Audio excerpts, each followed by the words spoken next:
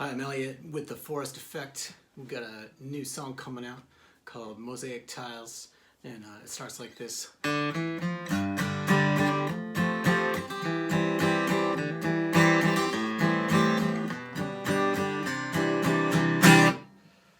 thought I'd tell you a little bit about how I wrote the song, and when I think back on it, the catalyst for me was just that little walk-up,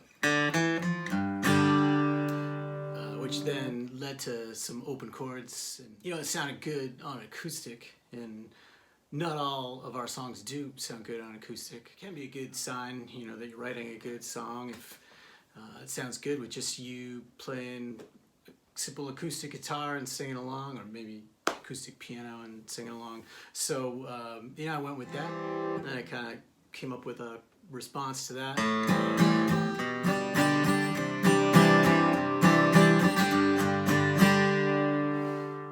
The acoustic guitar part kind of has a singable melody to it, especially with the bass line.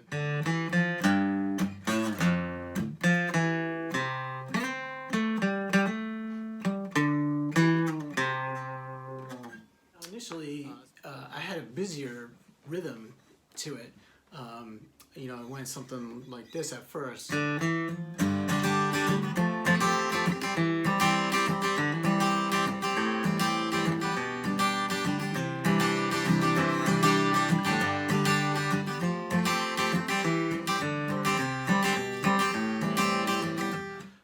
When we were recording that, that sounded pretty busy.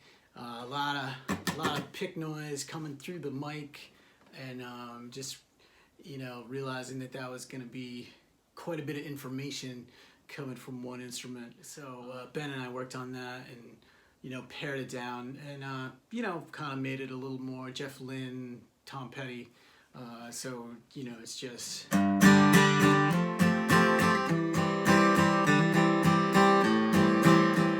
Just downstrokes, writing the lyrics for the verse.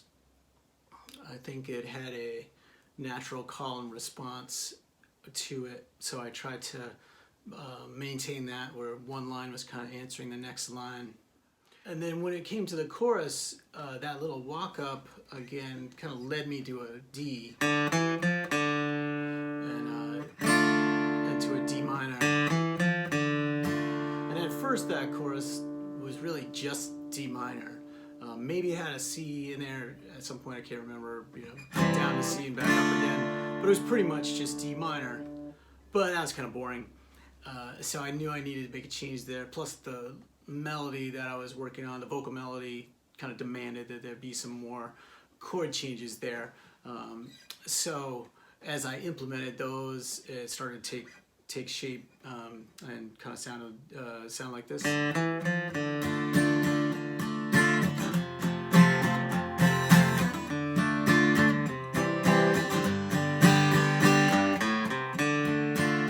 Etc. And that meant I had to change a little bit of the main vocal hook too, because when it was just hanging on D minor, when that line went up, I was just going up to an E. If I could freeze the moments, if I could freeze the moments. But when I put the F chord in there, that E didn't sound that great against that F, so I switched the vocal up to an F. If I could freeze the moments. And I think that helped. It really kind of helped grab you a little bit more with that line. And then as I got to the bridge, I knew I wanted to move away from where it had already been in the song, and that's typical for a bridge. But the lyrics that I was getting into there also, we kind of wanted to move to a new territory, so to speak. So the bridge starts out just like a chorus, but so you kind of think like you're still in a chorus, and the vocal line starts the same. I start on a D minor and then to a D minor 7, not much of a departure yet, but then it was a nice, really easy change to go to this B flat chord, where I could keep that D minor 7 up top and just change the bass to a B flat, so you get a B flat major 9. And then the last chord of the bridge, I just took that same shape and moved it down to a G, which takes you even further away from where you've been, but is not that tough to get back. It sounds okay going back to the D minor again when it repeats. So that bridge ends up sounding like this.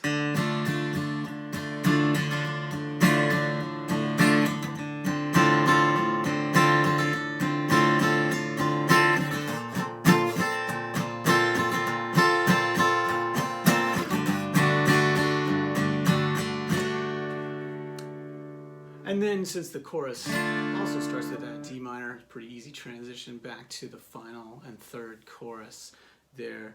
And then that leads us back to the final verse, which I think felt like it brought the whole song back home again. It's not every song, or not actually very often, where you end the song with another verse, but in this case it really seemed to work, and you know, it got us back to where we're playing music all the time. So I liked that as the end. And then finally it was at the very end, it was Ben's idea just to hang on that F chord, which, you know, I think worked out well. I think I was originally trying to resolve it back to G, but at the very end there we get, you know,